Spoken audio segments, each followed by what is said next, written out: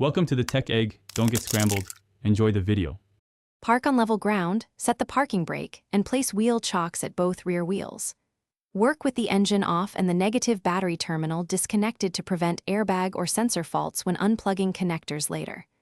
Raise the front slightly with a jack and support on jack stands if you need more access. Never rely on a jack alone.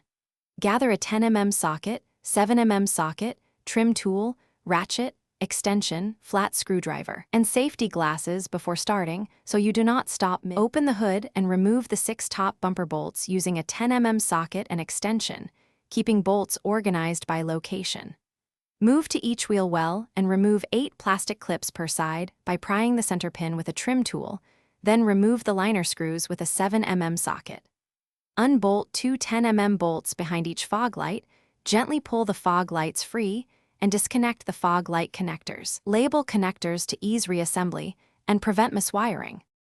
With an assistant, release the bumper from the corner tabs by pulling the corner outward while lifting slightly, supporting the bumper's weight to avoid bending or scratching.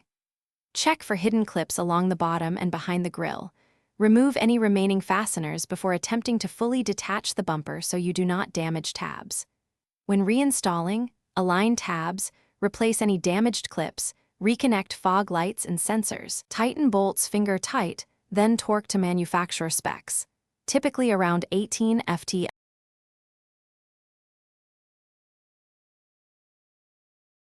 Thanks for watching. Consider subscribing if I helped unscramble your problems.